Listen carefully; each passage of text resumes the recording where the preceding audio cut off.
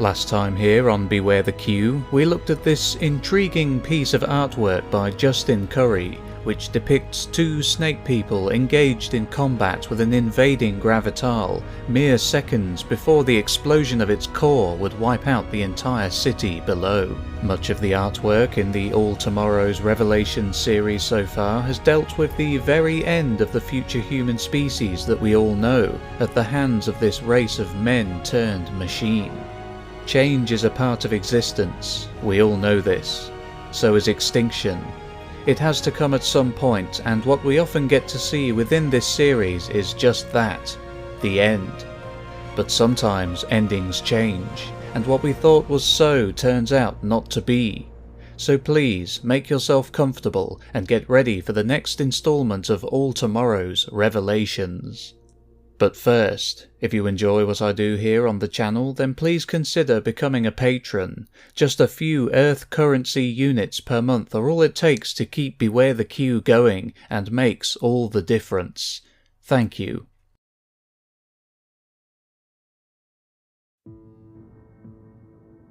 The latest illustration by Justin Curry shows several species all in one place for the first time. Let's start at the bottom. In the foreground we have what is clearly a snake person. I think it looks like the same individual from last week's piece, though I could easily be wrong there. We can now actually see the true skin colouring of a snake person, as the specimen presented in last week's drawing was shrouded in blue from the impending explosion, and the specimen from the original All Tomorrows was drawn with a light blue tint. But here, on this one's face, it definitely has a more human skin tone. He seems to be looking at something. Next to him is what is undoubtedly a killer folk. This specimen has what resembles a leopard pattern on his arms. He has fangs and claws, typical of his kind. His hair is long and black. Is it just me, or does this killer resemble the crow somewhat? He looks quite different to the tiger-esque killer folk that we have seen before. He is holding what looks like a baby bird, or a baby pterosapien.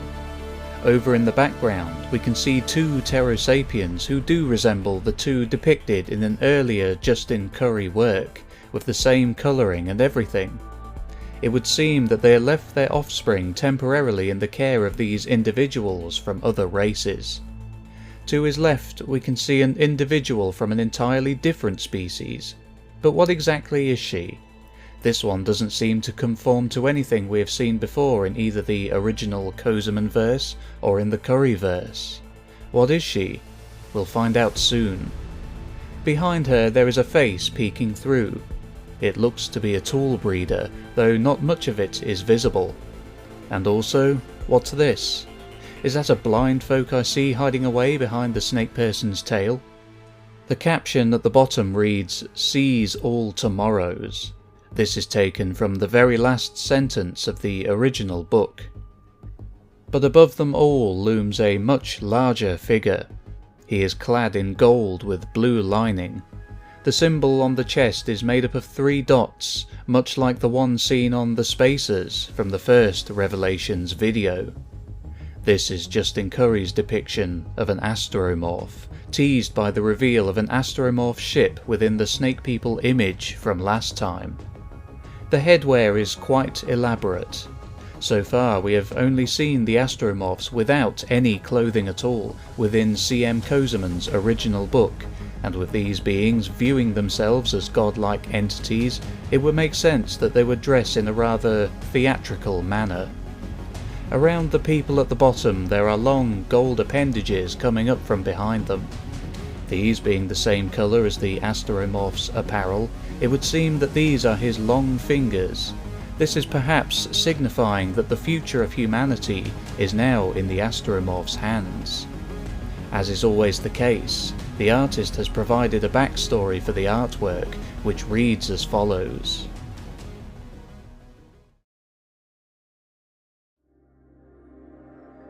The Q had genetically altered humanity and had spread like a disease across the stars.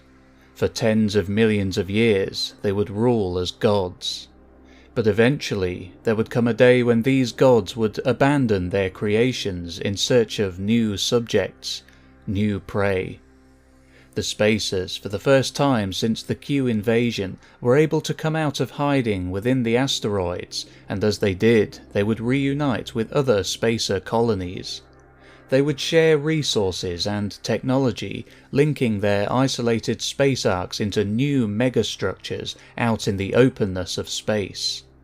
As the Q had altered the rest of humanity, the Spacers had altered themselves, but this was only to survive within their new zero-gravity conditions. They were the only ones untouched by the Q, and it was only because of this that their technological progress was never stifled.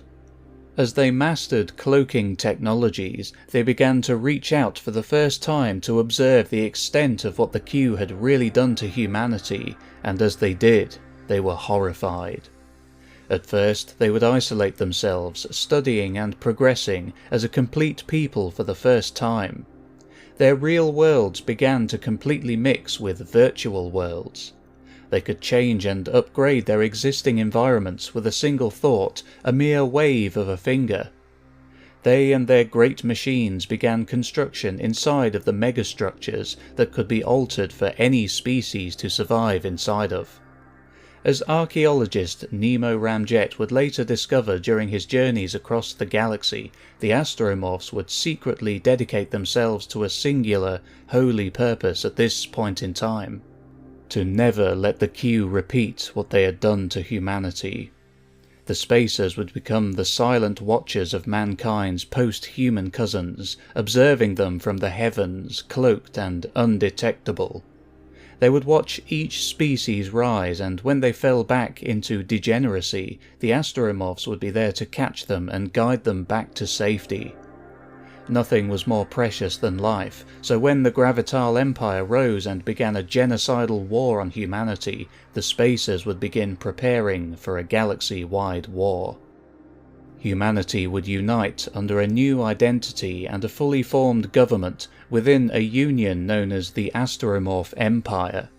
Being altered humans themselves who were forced to live within hollowed-out asteroids, the Astromorphs would take great pride in their zero-gravity lifestyle, and it was viewed as highly prestigious among the lesser terrestrial lifeforms who followed and worshipped them. Several newly constructed artificial worlds, complete with cloaking technology, were being prepared as the Astromorphs saw real, visible planets as a constant target for their enemies. The now godlike beings would make entire worlds inside of completely cloaked megastructures.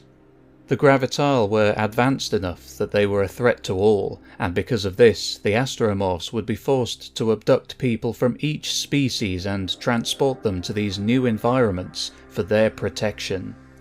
By taking them to these planets, it would ensure their survival, and so the Astromorphs would begin their intervention.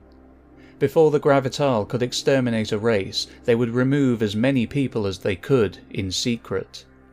The amount of new planets needed for protection became more and more, as the Gravital's war would rage across all of humanity, and their production kept the Astromorphs busy as a species.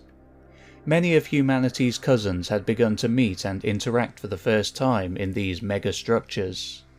The remaining killer folk would meet the Platy people, who had burrowed deep under their oceans and were exterminated by the Gravital. Though they were saved as a species, it didn't always go off without a hitch. The remaining Platy people would unexpectedly introduce a new disease that infected the killer folk, an alien pathogen of which they had no immunity. They began to fall extremely ill, and then began dying off.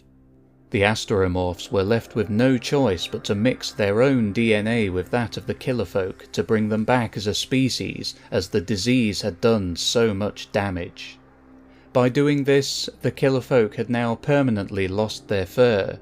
They would now resemble the vampires or goblins of bygone lore, but they would survive. The Astromorphs would one day become targets themselves of the Gravital. On that day, they would finally fight back, and in time they would win. for the entire fate of all mankind and his cousins would rest on their shoulders, but that's for another chapter.